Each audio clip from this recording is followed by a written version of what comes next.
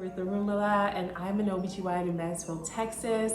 And one of the most common questions I get right now, because it's now May, is how do I prepare for residency? So instead of answering that question, what I would like to talk about is the top 5 things, it's kind of 6 things, that I wish I knew before residency. Some of them I kind of did, but it wasn't as intentional as I would have liked. So as you know, I normally have notes, but I'm usually behind a desk in my office. But today is a Sunday, so I just decided to answer this question. So the first thing is that residency is not just another grade. So all your life you've been in school. Now you finish medical school, and now you're supposed to be going to residency. You are not an MS5. You're actually a real doctor. So what that means is take ownership of the patients. So although this is a revolving door, it might not be how you want to manage the patient. You probably don't know enough to manage the patient appropriately, but take ownership of this patient. Make sure you follow through. If you need to call an insurance company, call the insurance company. If you need to call the patient, call the patient. These are your patients. Yes, it might say someone else's, the attending's name on the chart, but this is your patient. And one of the feedback that I got in my first and second year, it was very consistent. It was that I was not taking ownership of the patients. So I would encourage you to take ownership of your patients. The second thing is study. Small is better than nothing. So one of the things that I know in the back of my mind is I'm still a trainee, but you get so tired. I did OBGYN residency in the middle of DC. I was tired. You hear me? I was tired. So one of the things I want to encourage you to do is, even if it's small increments, is better than nothing. Even 10 to 15 minutes is better than nothing. Over the course of 4 years, with small bursts of really heavy reading. And the other thing that you can do to kind of help you is when you are on a more difficult rotation.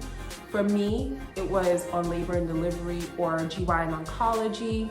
You can do that 10 to 15 minutes. Study every night. Take one patient, review that patient, review the top one thing. Just one thing. It's better to be incrementally learning. Now, then you have rotations like family planning or REI, outpatient rotations. You have, set amount of time you're in the office. Those are times you go hard. So that running the marathon instead of sprinting really works in residency. The next thing is practice. Really practice, especially when you first start. Practice your presentations. I mean, I was so awful talking in front of people. And now I do YouTube videos and podcasts and stuff like that, but I have a speech impediment. I get in my head. I hated talking. But you have to present in morning rounds and change of shift.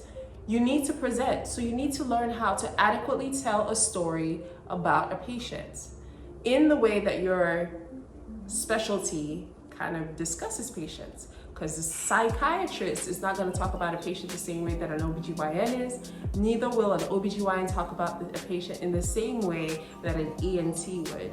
So go in there, learn the format, practice. Another place to really, really practice is when you are for surgery, if you are in a surgery subspecialty. Learn how to tie perfect square knots. Learn how to throw instruments. Until you are very, very comfortable, make sure you are practicing.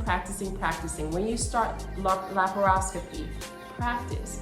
Ask someone to build you a practice thing at home. It is not the most chic thing, but it is nice to have. I still have mine because I don't operate as much as I would like to. So I still practice, because if you are not getting better in medicine, you're not staying the same, you're actually getting worse. So it's something I would encourage you when you get into robotics, if you're in GYN, when you get to vaginal surgery, really, really practice. The next thing is be attentive. And if you know me, you know that I probably slept in a lot more lectures than I would like to admit. So every single time you have a talk, a lecture, pay attention and make sure you pick at least one thing. Like in your mind, remember that one thing. You don't have to grasp everything, all the nuggets, all the gems, but grasp at least one thing. So think about it. In the course of a year, if you end up having, let's say there's some buys, you have 40 lectures, right? If you learn one thing, every single lecture, like you really concretize that one thing, that is very, very substantial over the course of 3, 4, 5, 6, 7, 8 years, 9 years, however long it takes you to go through training. So I encourage you to do that. The next is enjoy your guilt-free enjoyment. I know I said enjoyment twice or 3 times in the same sentence, but enjoy it. When you're off, take some time to do what you love. I love working out, but it became a chore for me. A chore for me during residency because I made it part of my daily routine. But I then loved getting massages. So I would get a lot of massages. I invested a lot of money in massages, and sometimes they were cheap, you know, like the foot spas and, you know, but I would get a massage because I worked long hours. I had a lot of time I'll have shoulder impingement from laparoscopy or retracting or actually operating. And then I also worked out. So it was just perfect for me. And I'm telling you, even till today, I give myself a break when it comes to my nutrition. I love food. I am a foodie. I eat a lot. So guilt-free enjoyment is so key through the process of residency. And I have a bonus for you. And the bonus is to find 3 mentors, 3. And why do I say 3? 3 is you need to find a mentor that's gonna help you with research, especially if your program is very research focused. So you have a research mentor, okay, good. Academic or performance mentor, very important. Somebody that keeps you on track, somebody that's able to help you know when you're derailed instead of waiting till the end and maybe you have to remediate or something like that. You need that. Lastly, a career mentor, especially at the later part of your residency, you want to have somebody who can tell you about your contract, what types of jobs there are out there, what types of things you can explore. If you want to go into a subspecialty, how to apply for one, when to apply. You know, you can write your recommendation letter that it holds some weight. So those are things that I would encourage you to do that I didn't do as intentionally as I would want to do, but I think you're better than me. So I want you to do that. And I wish you the very best of luck. But before I go, let me recall the 5 plus the bonus. Things that I wish I knew before residency started. Number 1, take ownership of patients. Number 2, make sure that you, and these are no particular order, study, even if it's small increment, study. 3, practice surgery, practice presentations. Be attentive. Get a nugget in every single lecture, webinar, anything that you attend.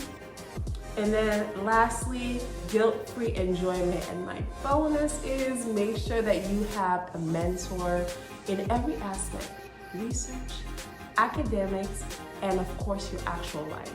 So I hope this helps you out. Again, my name is Dr. Ruth Rumala. It's been my pleasure talking to you about residency and this journey. You know, I call it the sacrifices on the altar of medicine. Talk to you soon. Bye.